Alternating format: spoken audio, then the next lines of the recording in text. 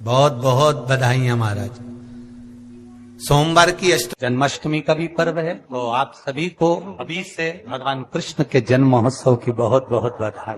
हमारे लड्डू गोपाल कल्लू जी महाराज साल में एक बार उनके स्नान का हम लोग रखते हैं। तो कल रात्रि को 8 बजे से 9 बजे तक हमारे यूट्यूब चैनल पर, फेसबुक पर आप लोग लाइव ठाकुर जी के 1 घंटे का 8 बजे से 9 बजे तक स्नान का दर्शन रात्रि को कर सकेंगे। मोबाइल पर आप लोग आराम से अपने यूट्यूब फेसबुक पर ठाकुर जी के सुंदर स्नान का दर्शन, जो साल में एक बार का हम लोग करते हैं, उसका दर्शन आप कर सकते हैं। एक पात्र में जल और दूध ले लीजिए। तो कहोगे गुरुजी ये कथा कहाँ से निकाल के लाए हो? तो विष्णु पुराण में से आप उसको स्मरण कर सकते हो। काय में से? विष्णु पुराण में से। एक पात्र में देसी गाय का दूध, जल उसमें रखकर, और आपके यहाँ अगर लड्डू गोपाल हो, यदि आपके घर में ठाकुर जी हो, लड्डू गोपाल हो, विष्णु जी का कोई स्वरूप हो, श्री हरि का कोई स्वरूप हो, तो उस पर आप संध्या के समय पर दुर्वा डालकर उस दुर्वा से अगर लक्ष्मी जी के नामों का 108 बार उच्चारण कर कर, घी का दिया लगाकर, कैसर के चावल साथ में रखकर केवल उस जल का और दूध का मात्र छींटा देते हो, तो उसके घर में कभी लक्ष्मी की कमी नहीं आ सकती, संपदा बढ़ती चली जाती है। 108 बार लक्ष्मी के नाम का मात्र उच्चारण कर लेने पर भगवान विष्णु के चरणारविंद पर, भगवान विष्णु के चरणों पर केवल उस दुर्वा का, जल का, दूध का सिंचन कर देने से भी लक्ष्मी की वृद्धि होती है। आपके घर में छोटे से ठाकुर जी हैं, आपके घर में छोटा सा कन्हैया है, और छोटे से कन्हैया जो पुराने समय का है, उसको नेत्र भी लगाने की जरूरत नहीं है, क्योंकि उसके नेत्र हैं। और मान लो तुमने इतना बड़ा कन्हैया ले लिया, तो अरे बोलो तो जम के जरा, और उसका कोई एक नेत्र कहीं गिर गया, एक नेत्र कहीं चले गया, तो फिर दूसरा नेत्र लगाना पड़ेगा कि नहीं लगाना पड़ेगा? और अगर एक नेत्र पर रखोगे तो अच्छा लगेंगे कि ठाकुर जी? नहीं। तो नेत्र होना, जितनी बड़ी मूर्ति होती है, जितना बड़ा स्वरूप होता है, जितना बड़ा शिवलिंग होता है, जितनी बड़ी मूर्ति की स्थापना होती है, उतनी उसमें सेवा की और भाव की जरूरत पड़ती है। भगवान विष्णु ने जाते हुए शिव बाबा को देखा। शंकर भगवान से, भगवान नारायण ने कहा आप कुछ कहेंगे नहीं? भगवान शंकर कहते हैं नारायण चिंता मत करो, ये बद्रिकाश्रम में जो आएगा चने की दाल चढ़ा कर जाएगा, चने की दाल को मंदिर के पीछे बैठकर ओम नमः शिवाय बोलकर जो नारायण को समर्पित करेगा, उसके मनवांचित फल को मैं 3 महीने में पूरा कर दूंगा, उसके मन की कामना को मैं 3 माह में पूर्ण कर दूंगा। आज भी नियम है, चने की दाल को लेकर जाते हैं, बद्रिकाश्रम के मंदिर के पीछे बैठकर चने की दाल को लेकर ओम नमः शिवाय का जाप करते हैं। 7 बार ओम नमः शिवाय बोलकर चने की दाल वापस घूमकर भगवान विष्णु को समर्पित करी जाती है, तो 3 महीने में मनोकामना पूरी हो जाती है। भगवान की मूर्ति जितनी छोटी होगी उतना सुख देती है, जितनी बड़ी हो जाएगी उतने लाड़ की जरूरत पड़ जाएगी, उतने लाड़ की जरूरत।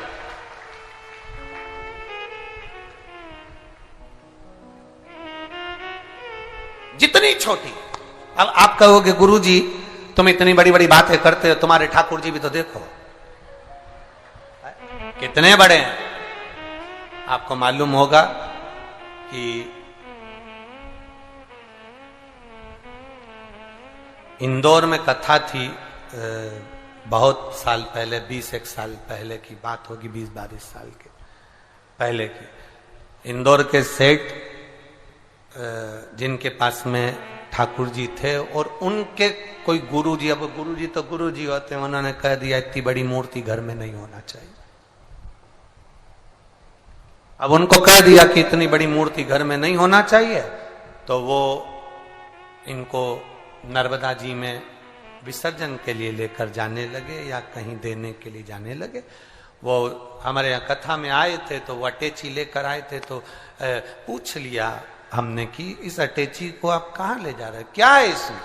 उन्होंने कहा इसमें लड्डू गोपाल है ठाकुर जी। हमने कहा कहाँ ले जा रहे हैं? हमारे गुरुजी ने कहा इतनी बड़ी मूर्ति घर में रहती है ना, तो तकलीफ होती, इसलिए हम इनको नदी में, नर्मदा जी में छोड़ने के लिए या आश्रम पर किसी के यहाँ देने के लिए जा रहे हैं। तो हमने कह दिया लाडला है, कहाँ इसको नर्मदा के जल में आप छोड़ोगे, हमको दे दो, हमारे साथ कथा में चलता रहे, आनंद से श्रवण करता रहे, भक्ति करता रहे। और क्या लाडला है वो, उसका नाम हमने कल्लू रखा, हमारा कल्लुआ है, लाड लड़ा लेते। जय हो। सोमवार की अष्टमी पड़ जाए, क्या पड़ जाए सोमवार की? जम के बोलो जरा। अष्टमी, या तो सोमवार की अष्टमी पड़ जाए, या हर महीने शिवरात्रि आती है, हर महीने आती है, या तो सोमवार की अष्टमी पड़ जाए या फिर सोमवार की शिवरात्रि पड़ जाए, हर महीने आती है। प्रयास करना कहीं से देसी गाय का दूध मिल जाए,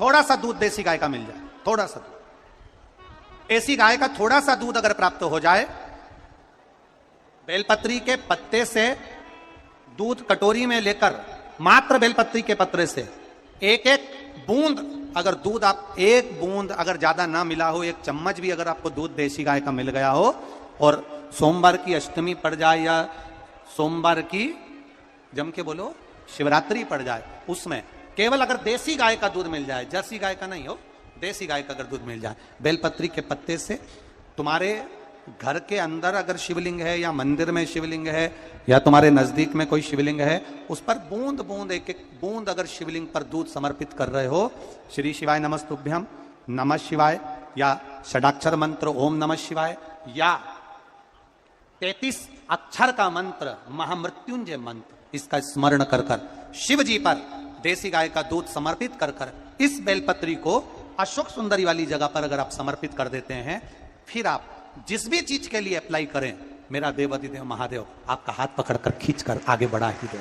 मेहनत करना, कर्म पूरा करना, पढ़ाई अच्छी करना, और पढ़ाई के साथ में विद्या अध्ययन करने के साथ में अच्छी मेहनत के साथ में देसी गाय का दूध भगवान शंकर को समर्पित करना, भगवान शंकर को समर्पित करना, देसी गाय का दूध धीरे धीरे धीरे धीरे समर्पित करना, भावों के साथ आप समर्पित करें। देसी गाय का दूध एक एक बूंद समर्पित करें, धीरे धीरे समर्पित करें। और देसी गाय का दूध जब धीरे धीरे समर्पित करें, बड़े रास्ते से, आनंद से धीरे धीरे जब आप समर्पित करेंगे, बेलपत्री वही दूध में सनी हुई बेलपत्र अशोक सुंदरी वाली जगह पर, उस समय पर डंडी का भाग शिवलिंग की ओर नहीं होना चाहिए, उस समय पर डंडी का भाग जहां से पानी बहकर जाता है अशोक सुंदरी की ओर से, वहां पर होना चाहिए। कार्य में सफलता मिलती है।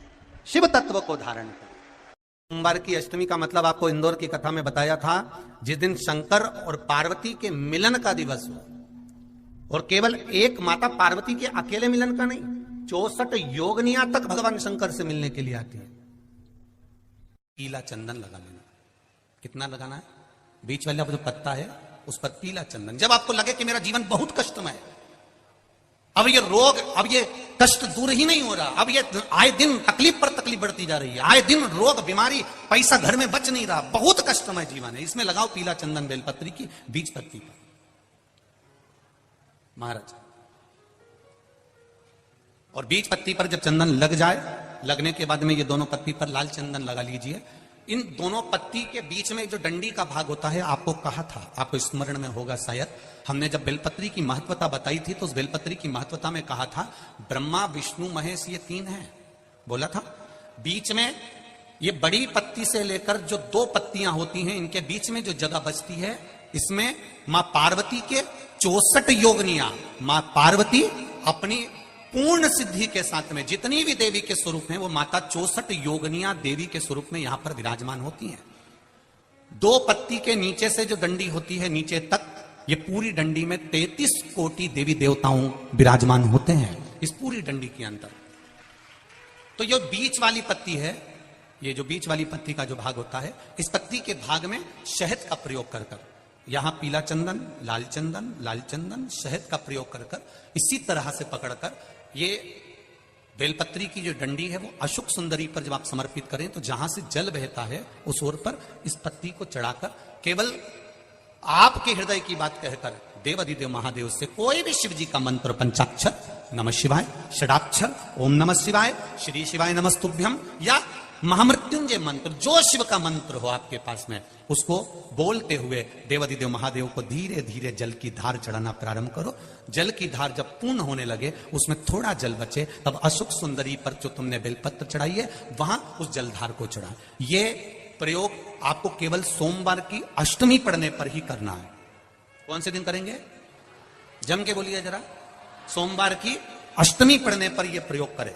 और जल चढ़ाकर बाबा से विनती कर कर उसी बेलपत्र को वापस उठाकर कहीं जलाशय में या किसी पेड़ के नीचे विसर्जन कर दें और 1 लोटा जल वहां भी चढ़ा दें। बस निवेदन कर कर आ जाइए, मेरा बाबा 3 माह के अंदर हाथ जरूर पकड़ेगा और आपको दलदल से बाहर निकाल देगा। हमें बताया था जिस दिन शंकर और पार्वती के मिलन का दिवस हो, और केवल एक माता पार्वती के अकेले मिलन का नहीं, 64 योगनियां तक भगवान शंकर से मिलने के लिए आती है।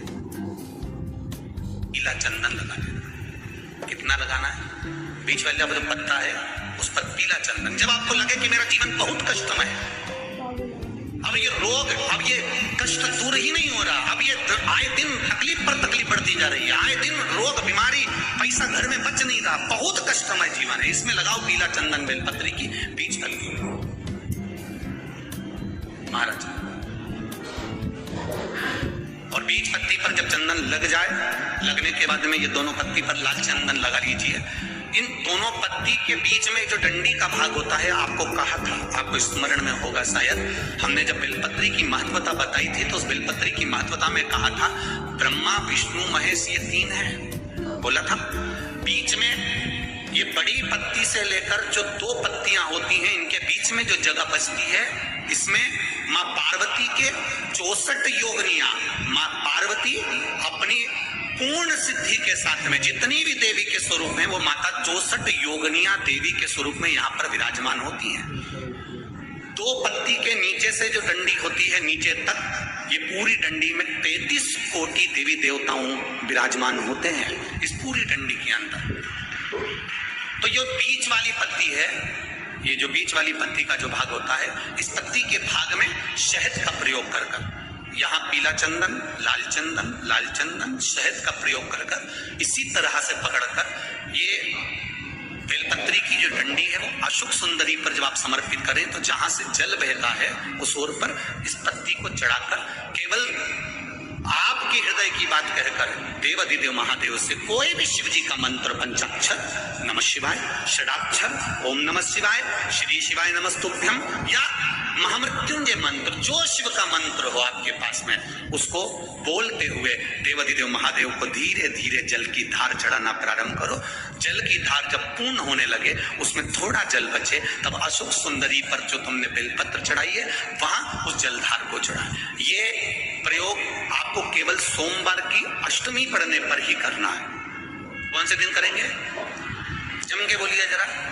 सोमवार की अष्टमी पढ़ने पर यह प्रयोग करें और जल चढ़ाकर बाबा से विनती कर कर उसी बेलपत्र को वापस उठाकर कहीं जलाशय में या किसी पेड़ के नीचे विसर्जन कर दें और 1 लोटा जल वहां भी चढ़ा दें। बस निवेदन कर कर आ जाइए, मेरा बाबा 3 माह के अंदर हाथ जरूर पकड़ेगा और आपको दलदल से बाहर निकाल देगा।